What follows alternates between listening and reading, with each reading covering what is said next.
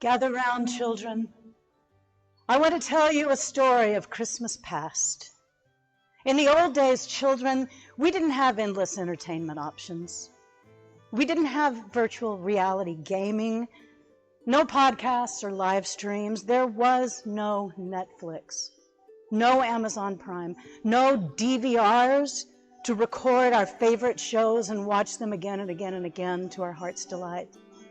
Not even DVDs that we could buy, or movie channels like HBO and Showtime that replayed films over and over. No, no, no, children. At our house, when I was a child, there was one TV in the living room. That's right. And on that television were just 4 channels: ABC, CBS, NBC, and local Channel 11, on which we watched wrestling on Saturday nights. And even those 4 channels didn't stay on all night. If I stayed up late enough, there was a nightly sign-on. Black and white, an image of the American flag waving, the national anthem playing, followed by white noise all night long. At Christmas time, we didn't have Christmas episodes of Nailed It or the Dairy Girls on the Great British Bake Off. No holiday home makeover. There weren't dozens of holiday film releases featuring gay and lesbian characters, not by a long shot.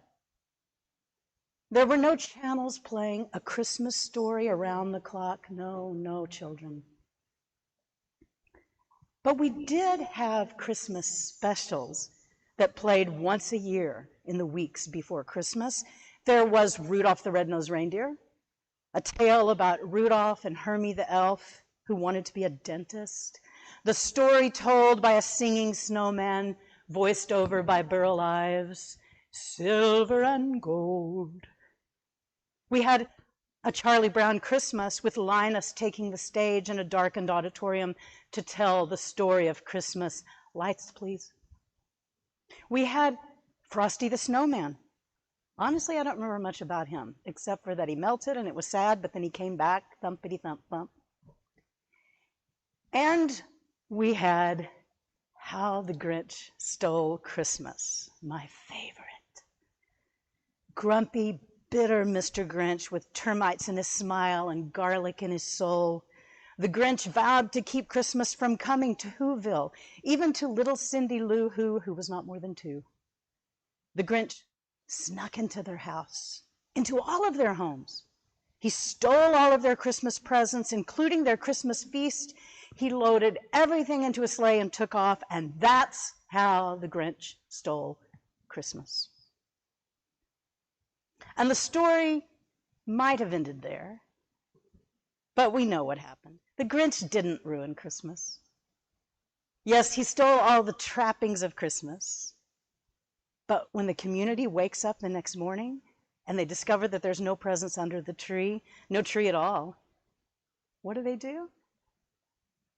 They gather hand in hand and sing. They still sing.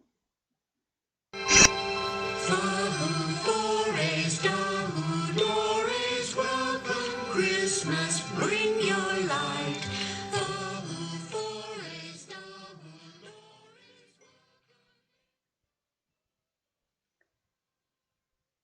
Here's my present to you. 2020 is almost over. It's been a difficult year.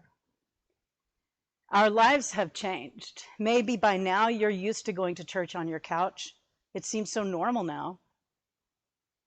This year, Lisa and I didn't put up the Christmas tree. I mean, partly because we're driving to Colorado soon.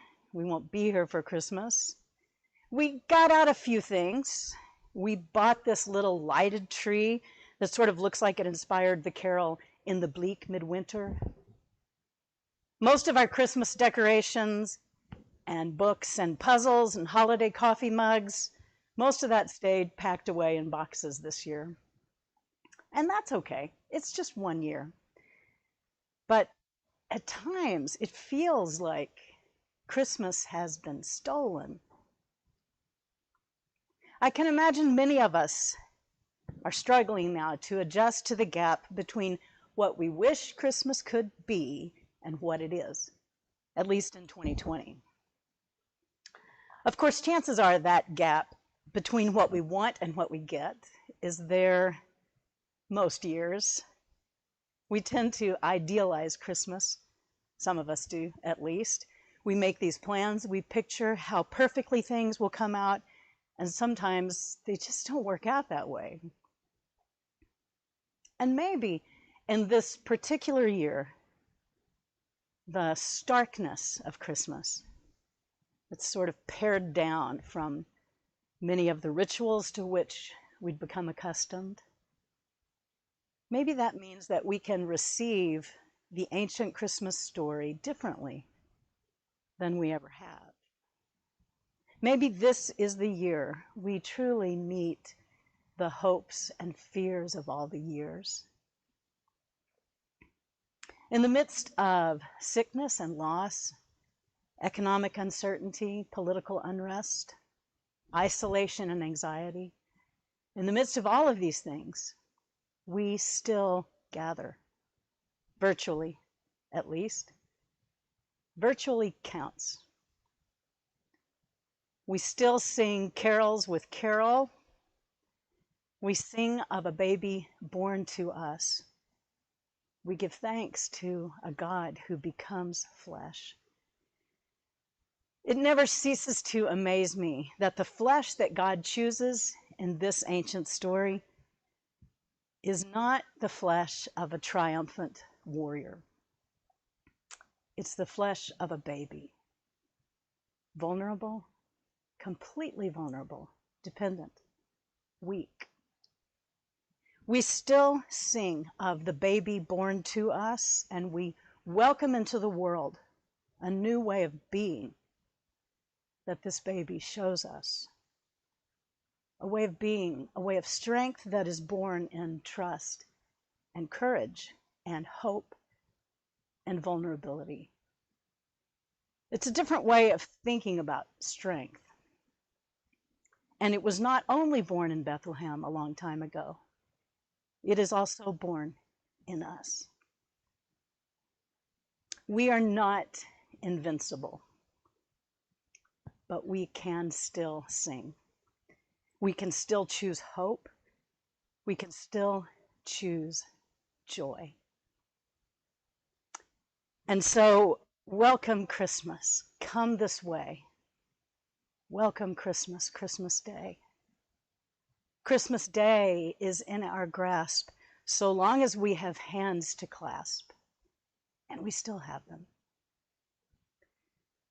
Welcome Christmas, bring your cheer. Welcome all who's far and near. Christmas Day will always be just as long as we have we. Welcome Christmas while we stand, heart to heart and hand in hand.